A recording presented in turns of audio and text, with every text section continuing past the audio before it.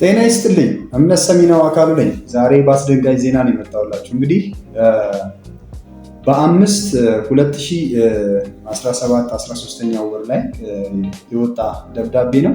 ይህም ደብዳቤ እንግዲህ የኢቦላ ቫይረስ በሽታ እየተስፋፋ እና በኢትዮጵያ ውስጥ ላሉ ለተለያዩ ሆስፒታሎች እና አዲስ አበባ ላይ ላሉ ለሁሉም ክፍለ ከተማዎች ማለት ይቻላል የተጻፈ ደብዳቤ ያለ በአዲስ አበባ ከተማ አስተዳደር ጤና ቢሮ ውስጥ ነው። ለዘውዲቱ መታሰቢያ ሆስፒታል፣ ለየካቲት 12 ሜዲካል ኮሌጅ ሆስፒታል፣ ለዳግማዊ ምኒልክ ኮምፕሬሲቭ ሆስፒታል፣ ለጋንዲ መታሰቢያ ሆስፒታል፣ ለራስ ደስታ ዳምጠ ሆስፒታል፣ ለአበበች ጎበና እናቶችና ህጻናት ሆስፒታል፣ ለቅዱስ ጳውሎስ ስፔሻላይዝድ ሆስፒታል፣ ለቅዱስ ጴጥሮስ ስፔሻላይዝድ ሆስፒታል፣ ለጥቁር አንበሳ ስፔሻላይዝድ ሆስፒታል፣ ለአለርት ሆስፒታል እንደዚሁም ለኡካ ኮተቤ ሆስፒታል፣ ለአማኑኤል ሆስፒታል፣ ለፖሊስ ሆስፒታል አዲስ አበባ እንደዚሁም ደግሞ ለጦር ኃይሎች ሆስፒታል፣ ለቃቂ አንዲት ክፍለ ከተማ ጤና ጽሕፈት ቤት፣ ለቂርቆስ ክፍለ ከተማ፣ ለጉለሌ፣ ለየካ፣ ለአራዳ፣ ለቦሌ፣ ለአዲስ ከተማ፣ ለንፋስ ስልክ፣ ለአፍቶ፣ ለልደታ እንዲሁም ለሚኩራ እንደዚሁም ለኮልፌ ቀራኒዮ የተጻፈ ደብዳቤ ነው። ይሄ ደብዳቤ እንግዲህ ሙሉ አነብላቸዋለሁ ማለት ነው። የኢቦላ ቫይረስ ወይም ኢቦላ ቫይረስ ዲዚዝ የቅድመ ማስጠንቀቂያ መልእክት ማስተላለፍ ይመለከታል ይላል። የኢትዮጵያ የህብረተሰብ ጤና ኢንስቲትዩት በቀን ጳጉሜ 5 2017 በቁጥር ኢቲኢ 615391 በተጻፈ ደብዳቤ በገለጸው መሰረት በአሁኑ ጊዜ ኢቦላ ቫይረስ ወረርሽኝ በዲሞክራቲክ ሪፐብሊክ ኮንጎ እንደ አዲስ መቀስቀሱን የዓለም ጤና ድርጅት የአፍሪካ የበሽታዎች መቆጣጠርና መከላከል ድርጅት እንግዲህ በቀን 29/12/2017 ዓ.ም ባወጡት መግለጫ ያሳወቁ ሲሆን በመግለጫውም 28 ሰዎች ክትትል ላይ እንደሚገኙ የ15 ሰዎች ህይወት ማለፉን ገልጸዋል። የኢቦላ ቫይረስ እንግዲህ ከሰው ወደ ሰው በቀላል የሚተላለፍ በአጭር ጊዜ ውስጥ ለሞት የሚዳርግ በሰው ህይወትና በምጣኔ ሀብት ላይ ከፍተኛ ጉዳት የሚያስከትል በሽታ ሲሆን በከተማችን አዲስ አበባም የአፍሪካ አህጉር የበርካታ ሰዎች እንቅስቃሴ መዳረሻ ማዕከል በመሆኗ ለወረርሽኙ ተጋላጭ እንድትሆን የሚያደርጉ ነገሮች አሉና የሁሉም ባለድርሻ አካላት ትኩረት የሚሻ መሆኑን ገልጸዋል። እንግዲህ በመሆኑም በክፍለ ከተማችሁ የተጠናከረ ሰርቪላንስ ወይም የበሽታ ቅኝትና አሰሳ እንዲደረግና በእያንዳንዱ ጤና ተቋምና ሆስፒታል ከዚህ ሸኚ ደብዳቤ ጋር አባሪ በተደረገ መሰረት ኬዝ ዴፊኒሽን እንዲተላለፍና ለባለሙያዎች የማንቂያ ኦሪንቴሽን እንዲሰጥ እያሳሰብን የሚኖሩ ጭምጭምታና ተጠርጣሪ ህሙማን ባለን የግንኙነት የሪፖርት መስመሮች መሰረት በአስቸኳይ ሪፖርት እንዲደረግ እናሳስባለን ያለ እንግዲህ ምን ያክል ስጋት እየፈጠረ እንደሆነ ቀጥለን እናያለን። ይሄ አብሮ የተያዘ ደብዳቤ ነው። እንግዲህ ግልባጭ ይሄ ለዳይሬክተሮቱ የሚሰጥ ነው ለጤና ቢሮ። እንግዲህ እዚህ ላይ የተቀመጡ ነገሮች አሉ፣ ደብዳቤዎች አሉ። እነዚህ ዝቅ ብለን ደግሞ ስንመለከት እንግዲህ ይሄ ለሁሉም ክልል መስተዳደር ደግሞ የተላከ ነው። ይሄኛው ለአፋር፣ ለአማራ፣ ለደቡብ ሲዳማ፣ ማዕከላዊ ኢትዮጵያ፣ ደቡብ ምዕራብ ኢትዮጵያ፣ አዲስ አበባ ከተማ አስተዳደር ቢሮ፣ ኦሮሚያ፣ ሶማሌ፣ ቤንሻንጉል፣ ጋምቤላ፣ ሐረሪ፣ ድሬዳዋ ከተማ፣ ትግራይ በአጠቃላይ ለሁሉም የክልል መስተዳደሮች ደግሞ የተላከው ደብዳቤ ላይ ምንድን ነው የሚለው? የኢቦላ ቫይረስ እንግዲህ የቅድመ ማስጠንቀቂያ መልእክት ተብሎ ተቀምጧል። እንደዛው እንደመጀመሪያ እንደተመለከት ነው።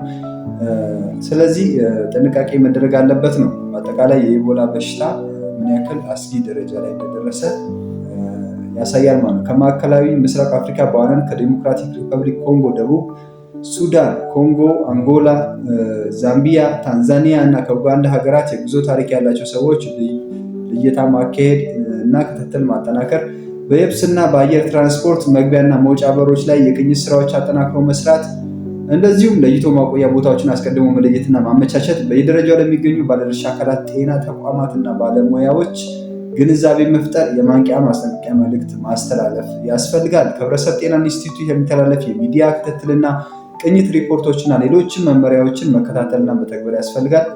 የመረጃ ቅብብሎሽ ተግባራዊ ወይም ደግሞ ኮሚኒኬሽን ስርዓቱን እስከታችና የጤና እርከን ድረስ ማጠናከር ያስፈልጋል። የብሔራዊና ክልላዊ ነፃ የስልክ መስመሮች ህብረተሰቡ እንዲጠቀምባቸው ቅስቀሳ ማካሄድ ያስፈልጋል። አስፈላጊ ግብዓቶችን መለየት እና መኖራቸውን ማረጋገጥ እንዲሁም ሌሎች የቅድመ ዝግጅት ስራዎችን ማጠናከር ያስፈልጋል። ይሄ ነገር እንግዲህ ትኩረት ሊሰጠው ይገባል ማለት ነው። ትኩረት ሰጥታችሁ ሁላችሁም እንትን ማለት አለባቸው። ስለዚህ የኢቦላ መደበኛ መለያ መስፈርቶች ተቀምጠውላቸዋል አብረው እንግዲህ የኢቦላ በሽታ መደበኛ መለያ መስፈርቶች እንግዲህ ተጠርጣሪ በሽተኛ ማንኛውም በህይወት ያለ ወይም የሞተ ሰው የሚከተሉት ምልክቶች እና አጋላጭ ሁኔታዎች ካሉ የበሽታው ምልክቶች ከ38.6 ዲግሪ ሴልሺየስ በላይ የሆነ ትኩሳት እና የሚከተሉት ተጨማሪ ምልክቶች የታዩባቸው ከሆነ ከፍተኛ የራስ ምታት፣ የጡንቻ ህመም፣ ትውከት፣ ተቅማጥ፣ የሆድ ህመም ወይም ምክንያቱ ያልታወቀ ደም መፍሰስ፣ ከክንድ፣ ከቆዳ፣ ከዓይን ደም መፍሰስ፣ ደም የተቀላቀለበት ሽንትና ተቅማጥ እነዚህ ምልክቶች ናቸው። የሚከተሉት አጋላጭ ሁኔታዎች የህመሙ ምልክቶች ከመከሰቱ በ21 ቀን ውስጥ ካላቸው በኢቦላ ከተያዘ ወይም ከተጠረጠረ ሰው ወይም ከሞተ አካል ጋር ያለ የደም ወይም የሰውነት ፈሳሽ ንክኪ ካለ፣ የኢቦላ ቫይረስ ስርጭት ያለባቸው አካባቢዎች መኖር ወይም ጉዞ ማድረግ ወይም በሽታው ካለባቸው አካባቢዎች የሌሊት ወፍ፣ የአይጥ ዝርያ ወይም ከአጥቢ እንስሳት ጋር ቀጥተኛ ንክኪ ያላቸው ከሆነ ተገማች በሽተኛው 1.2 ተገማች በሽተኛ ማንኛውም በህይወት ያለ ወይም የሞተ የኢቦላ በሽታ ተጠርጣሪ ከተረጋገጠ የኢቦላ በሽታ ጋር ንክኪ ያለው ሆኖ ነገር ግን ምርመራ ያልተደረገለት እና በሽታውን መኖሩን ለማረጋገጥ የላቦራቶሪ ምርመራ የሌለ ከሆነ 1.3 የተረጋገጠ በሽተኛ ማንኛውም የኢቦላ በሽታ ተጠርጣሪ ወይም ተገማች በሽተኛ መስፈርቶችን ያሟላ እና ወይም የላቦራቶሪ ምርመራ ውጤት ቫይረስ መኖሩን ከተረጋገጠ ወይም ፖዚቲቭ ከሆነ ጥንቃቄ ማድረግ አለብን፣ መጠቆም አለብን ነው የሚለው። እንግዲህ በአጠቃላይ የኢቦላ በሽታ እየተስፋፋ እንዳለ በከፍተኛ ደረጃ ሀገራችን ኢትዮጵያም ደግሞ እንግዲህ ከብዙ የአፍሪካ ሀገሮች ወደዚህ ጉዞ ስለሚደረግ ሁላችሁም ነቅታችሁ ጥንቃቄ በማድረግ እንግዲህ ራሳችሁን ከዚህ በሽታ እንድጠብቁ ስንል እኛም እናስተላልፋለን፣ እንደ መረጃ ልንሰጣችሁ እንፈልጋለን ማለት ነው። ስለዚህ እናንተ እንግዲህ ማድረግ ያለባችሁ ሌላ ተጨማሪ ነገሮች ማወቅ ያለባችሁ ምንድናቸው? የኢቦላ በሽታ የማህበረሰብ መለያ መስፈርቶች፣ ማንቂያ ምልክቶች ለተለመደ ትኩሳት በሚደረጉ ህክምናዎች የማይድን የሰውነት ሙቀት መጨመር እና ከሚከተሉት ምልክቶች አንዱ ያሳዩ እንደሆነ ደም መፍሰስ፣ ደም የተቀላቀለበት ሽንት ወይም ተቅማጥ ወይም ድንገተኛ ሞት የተከሰተ እንደሆነ ንክኪ ያላቸው ሰዎች መለየትና መከታተል ወይም ከሞተ ወይም ከታመመ ሰው ጋር ንክኪ ያላቸው ሰዎች እንግዲህ ከላይ ያስቀመጥንላችሁ መረጃዎች በሙሉ የሚያሟሉ ሰዎች ካሉ እነዚህ ሰዎች ለይታችሁ ጥቆማ በመስጠት ወደ ሌሎች ሰዎች በሽታው እንዳይዛመት በማድረግ እንግዲህ ጥንቃቄ እንድታደርጉ ህብረተሰባችን እንዳይጎዳ እንዳይታመም እንግዲህ በብዙ ነገሮችን እያለፈ ያለ ማህበረሰብ ስለሆነ ያለን እንግዲህ በአዲስ ዓመት እነዚህ ነገሮች ተስፋፍተው ይህ በሽታ ተስፋፍቶ ህብረተሰቡ እንዳይጎዳ የበኩላችሁን አስተዋጽኦ በማድረግ እንግዲህ ዜጋችሁን እንድጠብቁ መልእክቴን ለማስተላለፍ ፈልጋለሁ። እምነት ሰሚ ነው አካለኝ። ማንኛውም ጥያቄና አስተያየት ካላችሁ ለመቀበል ዝግጁ ነን። እናመሰግናለን። መልካም ጊዜ፣ መልካም አዲስ ዓመት ይሁንላችሁ። ቻው።